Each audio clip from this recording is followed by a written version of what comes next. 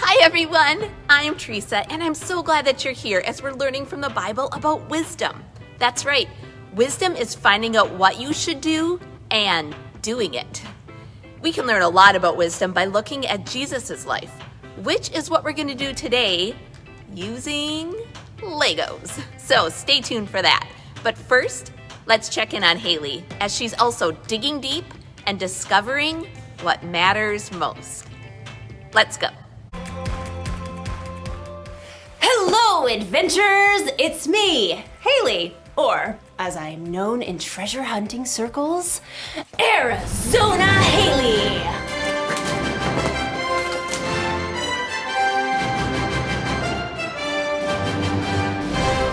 Or just Haley is fine. That's also fine.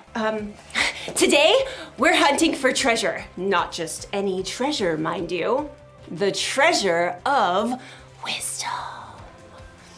Wisdom is finding out what you should do and doing it. Now, you may be thinking, wisdom doesn't sound like much of a treasure, but treasure can come in all shapes and sizes. Like this piece of pottery.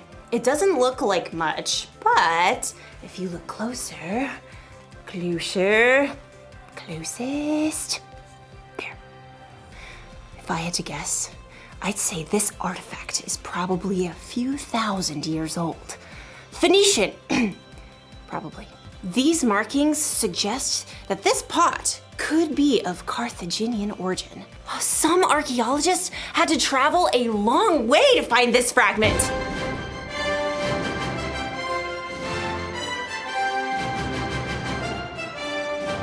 Who can say how much this piece is worth? I'm thinking 14, 15, $7.49. It looks like our archaeologist friend didn't have to travel so far after all.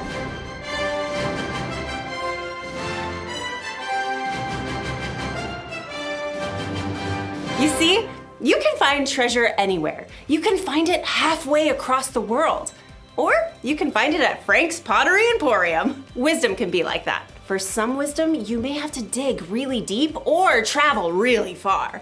But other times, like in today's story, wisdom is closer than you think. Ooh, I wonder what era this is from. Oh, this is just my coffee. Now that's what I call treasure. I'll see you soon when I am much more caffeinated. Bye. The Bible.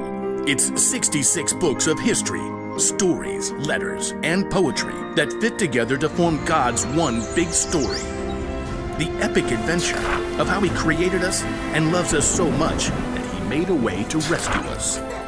As we travel through the Bible, from Genesis to Revelation, we discover people who met God and found their lives changed forever.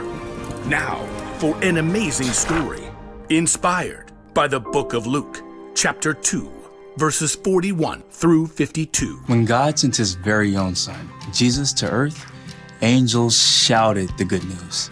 Fear not, I bring you good news of great joy. Shepherds and wise men journeyed to visit Jesus, and later, Mary and Joseph hurried to Egypt with their young son to keep him safe from King Herod. But Jesus wasn't always a baby or a young child. We don't know much about his early years, but he had to learn to walk and talk just like every other child. Mama. He probably learned from Joseph how to hammer nails and smooth pieces of wood for tables and wheels. We do know one very important story from the time Jesus was a boy. One of Jesus' followers, Luke, wrote it down many years later. He begins, every year Jesus' parents went to Jerusalem for the Passover feast. And when Jesus was 12 years old, they went up to the feast as usual. Lentils, water skins, extra sandal straps. Jesus, run and tell your father we're packed and ready to leave. Yes, Mother. The trip from their home in Nazareth to Jerusalem took several days. Friends and family traveled together. Jesus likely spent the day with his cousins and friends, finding his parents at dinner time. I brought sticks for the fire. I'll start this stew. We should reach Jerusalem by noon tomorrow. We don't know what Jesus thought or felt when he saw the city of Jerusalem perched on the rocky hillside ahead.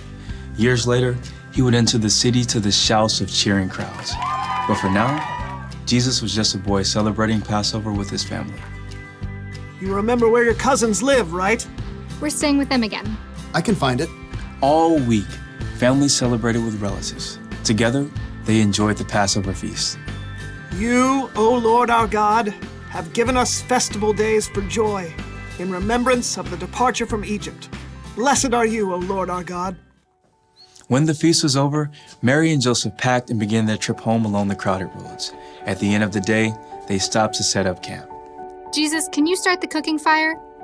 Jesus? I thought I saw him with... No, that was before we left the city. Mary and Joseph searched through the nearby families, settling down for the evening. Have you seen Jesus? Not since he gave me the last potato pancake yesterday evening.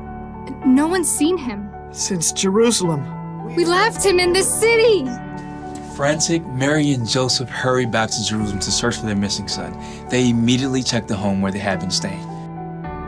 Very sorry, but I haven't seen him. Mary and Joseph crisscrossed the entire city.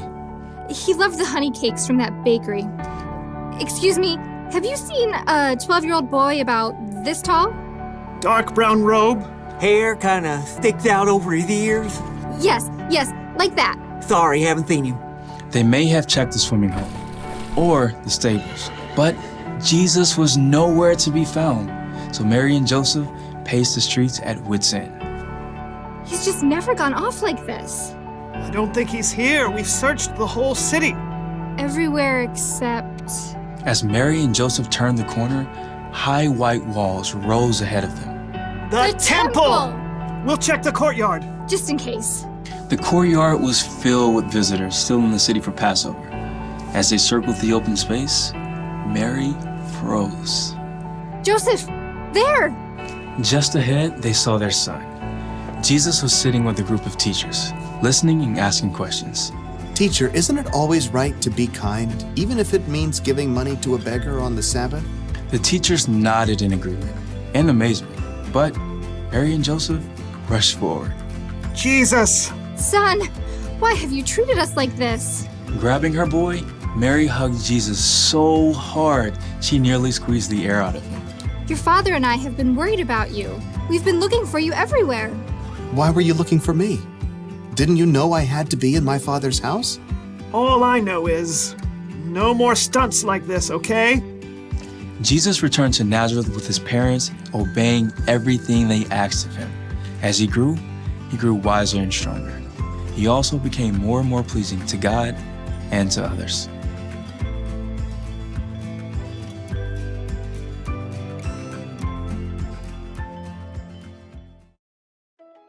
You want to know why wisdom is such a treasure?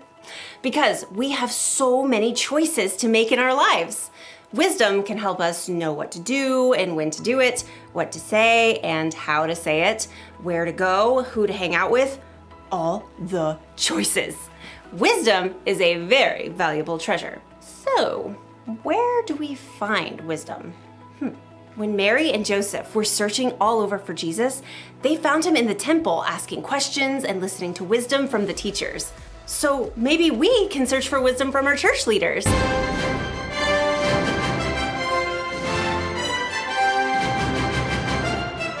We can tell them how we're feeling and ask them questions when we're not sure of something. Or maybe we can search for wisdom from someone in our family.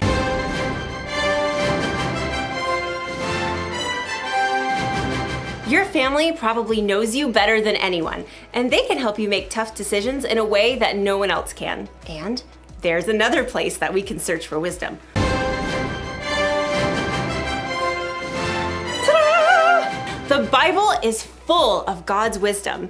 Maybe you have one that looks like this. Or maybe you can find a Bible app on someone's phone. And then you should take some time to read it. Or have someone read it to you. Some people spend their lives searching for wisdom in the Bible. That's because wisdom is worth searching for. That's the one thing to remember today. Wisdom is worth searching for. Travel the world if you can, or look in your own home.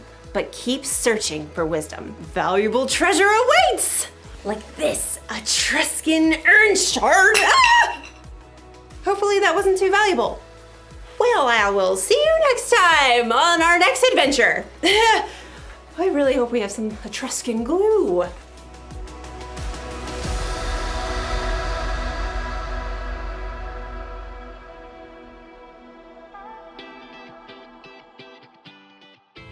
Remember this week that wisdom is worth searching for. Bye.